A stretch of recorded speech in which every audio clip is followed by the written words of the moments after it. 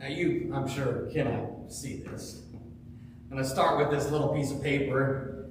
I don't see it too, sometimes we see it here in the valley. You really see this when you get into the bigger cities. Parking pass, right? Parking pass. You pull into a parking garage, a lot downtown, maybe a hospital, and you're given a ticket. And it needs validated. In fact, you're not leaving until it has been validated by whoever you happen to be visiting. You need a stamp in order to leave. You have to have the right stamp. They have to approve it. Sometimes, if you don't have that stamp with quite a bit of money, you can pay to leave. But until somebody stamps this, you're kind of stuck. A lot of us are walking around like having a parking ticket, having a parking pass, and we are constantly looking for somebody to stamp it. In fact, everything I'm going to say today, this has been on my mind at least all summer. And even in the past few weeks, it's just kind of come bubbling to the surface again, even in our own tribe. A lot of us have these parking passes. We carry them. We're looking for validation. We want the validation stamp. We want somebody to stamp it. We are looking for worth many times. We feel like we don't have worth if we don't get that word, if we don't get that pat on the back, if we don't feel validated. How many times have we heard of that? Would you validate me? Would you stamp my ticket? Please tell me that I am enough. Somebody please tell me that I have enough. We're constantly looking for validation. Sometimes we're aware of it, sometimes we're not. And what's a given, we're always looking to God's law. We're always looking for the list of do's and don'ts, God's standards for behavior to validate us. In fact, we have large parts of our American Christianity telling us precisely that God's do's and don'ts validate me. God's do's and don'ts, the commands in Scripture, somehow validate my Christianity. And we hear that all the time. This validation stuff is simply works salvation coming in the back door. Oh, in American Christianity, we know full well that you can't, we affirm you can't work your way to heaven, but, oh, by the way, if you're not living such and such a way, if you're not doing X, Y, Z, you know what? I don't know if you're in the kingdom. It's the same thing. That's work salvation. We're trying to be validated by behavior.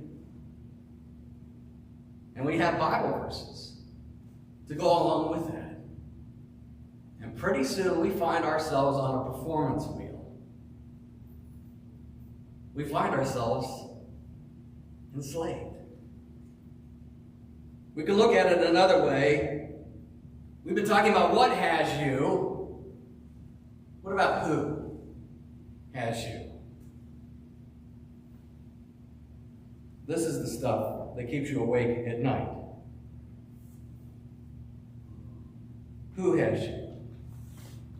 For a lot of us, we're looking for some person to validate us. We're looking for a spouse. We're looking for our kids. We're looking for our boss. We're trying to find it in other people. And then we spiritualize it. We start looking at churches to validate us. We look at pastors to validate us. We're looking at the people closest to us. If they would only look at me a certain way, if they would only say this or that, if they would only make me feel comfortable with myself, if they would only tell me that I am enough. and nobody stages an intervention for this. It doesn't look like a chain, but you and I both know that at 2 o'clock in the morning, if we don't have that validation, we are awake, and we're not going to sleep anytime soon. That's slavery. That's a chain. That's even addiction. And again, a lot of us are addicted to these chains, and it has something to do with the way we think about Jesus. It has something to do with the guy standing up here. It has something to do with this, the community. And I don't have to tell you. I've heard your stories where people put themselves in position and they even state almost nearly out loud, you need my validation. We believe it. We begin to believe it. There's no freedom there. What St. Paul is saying here in Galatians 4 and 5 blows all of this away. It's why we're talking about freedom, because he is talking about freedom. In fact, I encourage you, go home, read the entire letter of Galatians. The whole thing is about freedom. Somebody had come into Galatia and these churches. Somebody had come in. Paul calls them agitators. And he even is using words here in this letter that we would not repeat up here. It looks all fancy because it's in our Bibles. But if we were to unpack exactly what he's talking about, it would not be nice. That's how angry he is. They were telling these new Christians that Jesus was not enough. You needed Jesus plus. And in that context, Jesus plus the Judaism they had just left. But we could insert whatever else. Jesus plus this. Jesus plus that. Jesus plus this behavior. Jesus plus that behavior. They're talking Jesus plus. And so Paul is so angry. He's talking to them, they preach to you a gospel plus. Let them be cursed. He says it twice. Let them be cursed. It's the worst thing you can say. Because Paul knows exactly what a plus does to a soul. A plus is a chain. A plus is a yoke. If it's Jesus plus anything else, there are chains that go with it. You may not recognize it, but pretty soon, you wonder, why do I feel constrained? Why do I feel not free? Well, yeah, that's because we've been listening to, we've been told, we started to believe that it must be Jesus plus something else.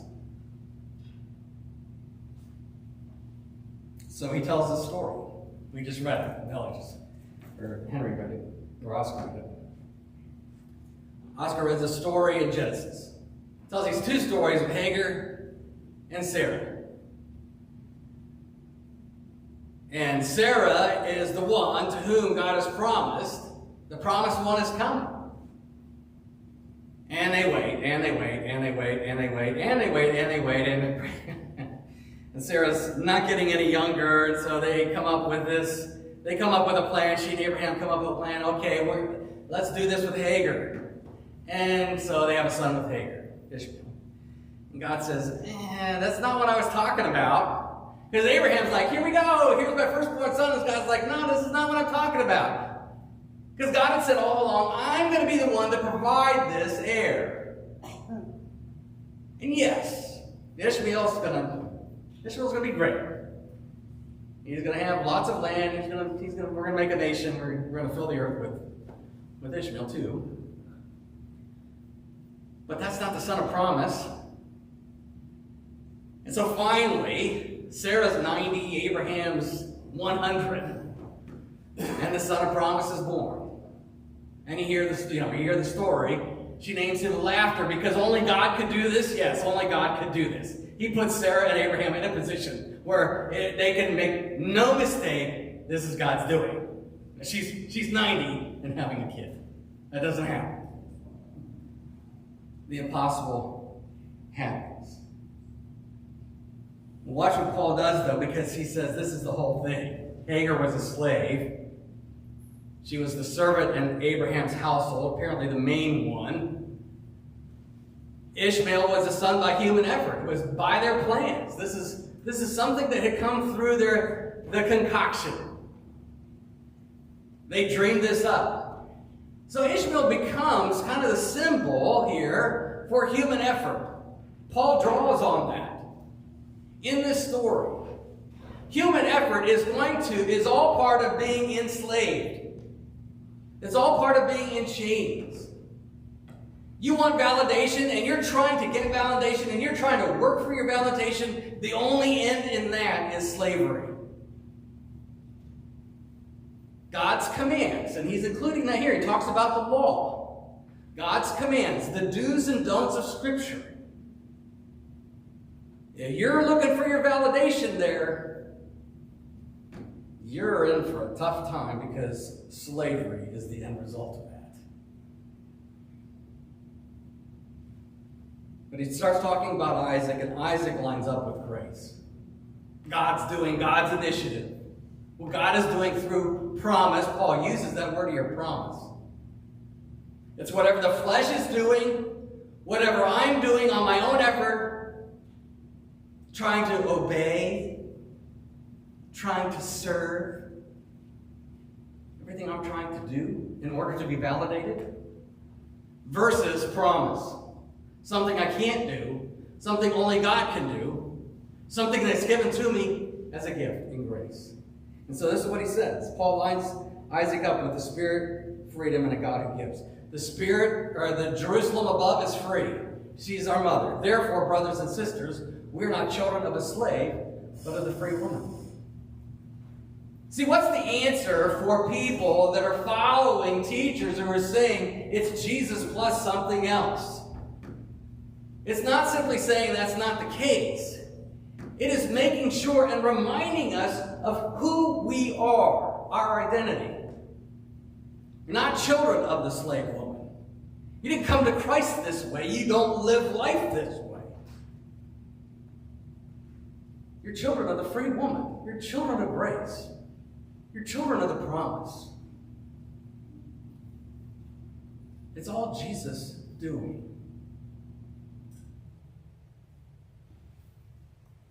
You see, the opposite of Isaac is not bad behavior, it's simply behavior. God's do's and don'ts, are they good? Shake your heads, yes. Those are good things, right? He's not talking about bad behavior. Now, he's going to get to this later in the book of Galatians. But here, he's not talking about that. He's talking about the do-it-yourself efforts. The DIY of life.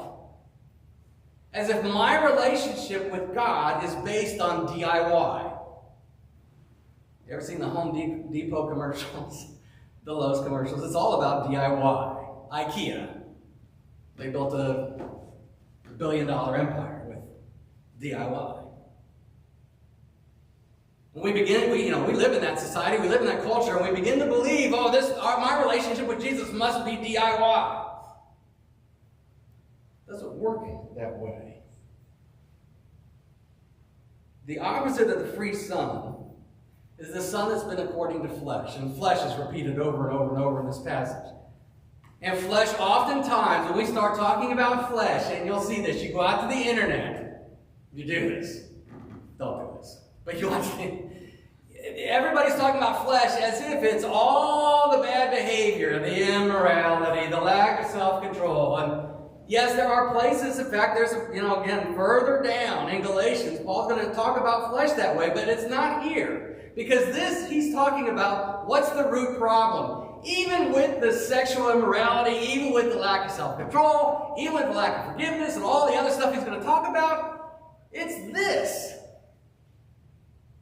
DIY. Do-it-yourself salvation. Flesh means the do-it-yourself project. Flesh is self-salvation. Flesh is you trying to secure your own standing, manufacture your own worth, earn your own belonging, validate your own existence by what you produce and what people think of you. That's flesh here in this passage. So the good news buried in all of this, if what enslaves you is self-salvation, then freedom is going to the end of the project. Freedom is going to be the day that you finally stop trying any of this to be validated. When you stop looking to people for your validation. When you stop looking to God's law for your validation. When you stop looking to your husband, your spouse, your friends, your job, your boss, your status, and yes, even your church and your pastor. When you stop looking at all of that for your validation, that's freedom. Because this is what he says. He says it twice. He stacks it. For freedom, Christ set us free. For freedom. Jesus freed you for freedom. This is, see, freedom and then free. He's stacking it. This freedom and free to the second power. He wants to make sure we don't miss it. He's already talked about Jesus being born in the fullness of time. That's earlier in Galatians chapter 4. Why did Jesus come? Why was he born in the fullness of time under the law? For freedom, for our freedom. You see, from the very beginning, the moment sin enters the picture, sin has been enslaving. Sin has us. Again, we may not be cognizant of it, we may not be aware of it, but it's constantly there. So Jesus comes. We celebrate it at Christmas. That manger is a symbol of freedom. For freedom, Christ set us free. And I would think one of the reasons why he doubles down here, I think he is saying it twice because he knows the people hearing this have never been, once in their lives, allowed to hear that word free. In fact, what frustrated me this week in studying this passage and looking what other people are saying about this, commentator after commentator after commentator would state this verse and immediately jump to a yes, but. Because we do not like people thinking that they are free. Again, this happens in our own tribe. Don't you dare use the word free unless you're going to make sure that they understand that they are also slaves to the neighbor, slaves to this. Well, we can't just sit here and think about ourselves as free. We can't sit and bake and percolate in the freedom. No, you have to qualify it. It does have 1,000 qualifications. Yes, but. Yes, you're free, but we also have to make sure you're not free to live on you're not free to live as you want. You're not free to do this. You're not free to do that. And by the time it's over, you're not free. And I'm going to stop. Just sit here and look at this verse. Freedom. You're free. You are free from having to worry about what other people think about you, what other pastors think about you, what other churches think about you, what your friends think about you, what your boss thinks about you. You're free. You're free. And if that comes across, again, every sermon I ever preach probably has a little bit of this in it, regardless of the topic. Because I have been there. I've been in those situations where, no, I didn't feel free because I had somebody telling me, if you don't live this way, you must not be a Christian. That's not freedom. And that's exactly what Paul is warning against in Galatians 4 and 5. He's warning them to stop listening to that. That's not the gospel. That's not Jesus. That's not freedom. For freedom, Christ has set you free. For freedom. We're used to thinking about the land of the free, right? This is the home of the free. The church is the home of the free. Sure. But it's more than that. It's for the free. It's for the free.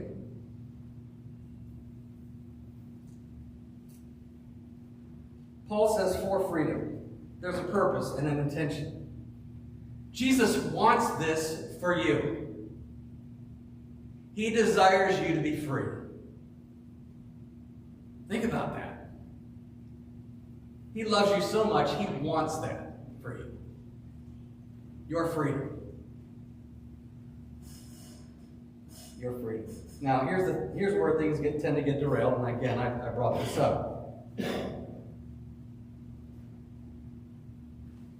Paul himself follows that sentence with a command.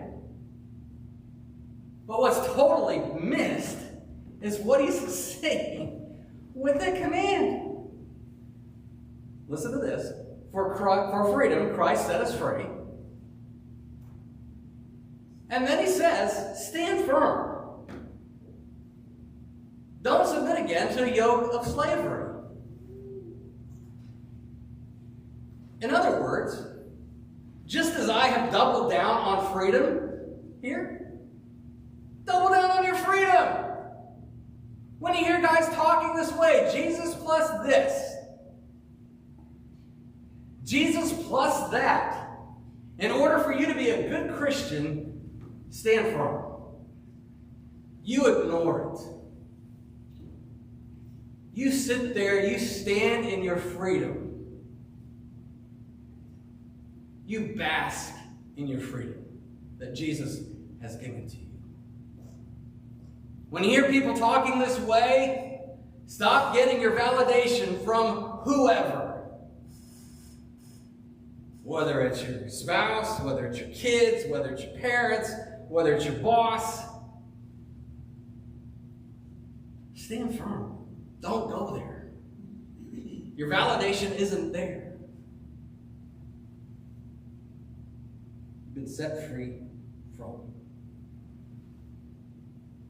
Now, this whole verse, this whole thing, is sitting on top of something that Jesus said in that conversation that day with the people that didn't like him too much. In fact, it sounds very, very similar.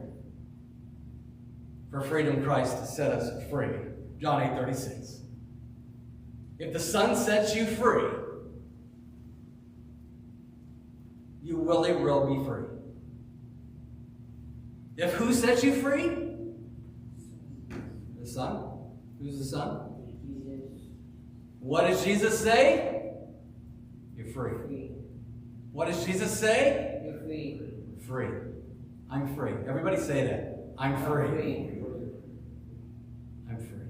If the Son sets you free, you're absolutely free. And so Paul is reaching back to what Jesus is saying there, and he's bringing it into the situation where they are being bombarded with ideas and even beginning to believe it themselves that it must be Jesus plus something else, and they are not free. And so he's going to go right back to what Jesus says, and Jesus is saying, you're free. If the Son has set you free. If the cross has set you free. You're free. You really, it's interesting he uses that word, it's our English, but it's there in the original. You really will be free. You really are free. You really are free. So what does this have to do with stewardship? What does it have to do with the table? Now Paul does bring this freedom up one more time In verse 13, we're going to skip down to verse 13 because it's connected to our main verse in verse 1. You are called to be free. He's already said that. Only don't use this freedom as an opportunity for the flesh. Again, there's that do-it-yourself stuff. But serve one another through love.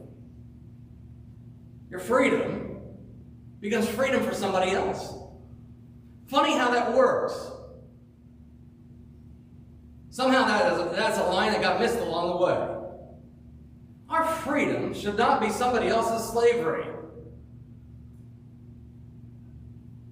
In fact, when we talk about freedom, don't go doing the same thing these guys are doing. When you talk about freedom, don't go starting adding all sorts of yes buts to it.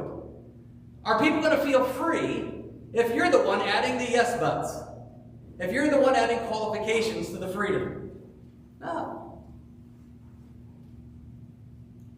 Serve one another through love. That's love. That's us living our freedom out. This has everything to do with stewardship. Everything to do. It means that there is an address for freedom. Have you ever thought about the table this way? Have you ever looked at the table as, oh, that's a place where not only I can feel free, but I'm told I am free. We celebrate freedom. Oh, and by the way, Jesus meets us here in His Word and in His sacrament to again free us of all the stuff during the week that has enslaved us once again. He provides us freedom in the moment. So somebody is sounding enslaved, you know of a place where at least once a week, 10:30, they can go, they can hear they are free, they can experience freedom. They can feel. They can hear. Jesus providing them with freedom. I mean, it's why we also make a big deal in our confession absolution. We did that earlier, right? When I stand up here and say, I forgive you, that is Jesus in that moment providing you freedom that can be heard. He's freeing you. Using sound waves. Using the voice. To provide freedom for His people. Free. So this is what we're stewarding. Yeah, we steward a lot of things here. We've talked about it all summer. But in this passage, it's not a building. It's not a brand. We are trustees. We are stewards of freedom.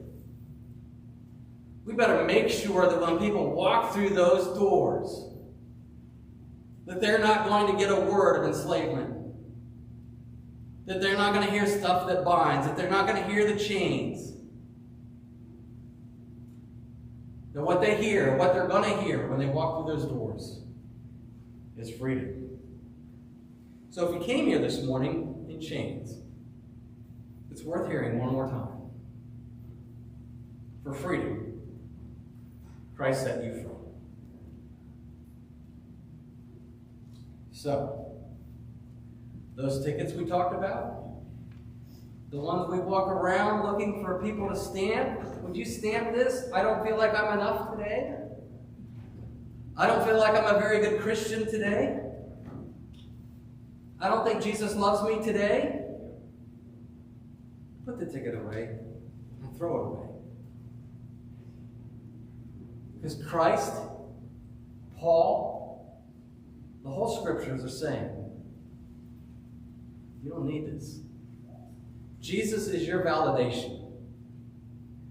Jesus is your validation stamp. That's what He did on the cross for you. He became enslaved that day. He took on the chains that day. He was nailed to a cross that day so that we could be free. So that we could be free. And that's what we steward for others. He has stewarded that freedom for us. And so our stewardship then is stewarding freedom. So that when we come in contact with people, we are reminding them, you know what? I hear what you're saying. I hear the validation you're needing. Jesus says, you're free. Let's pray.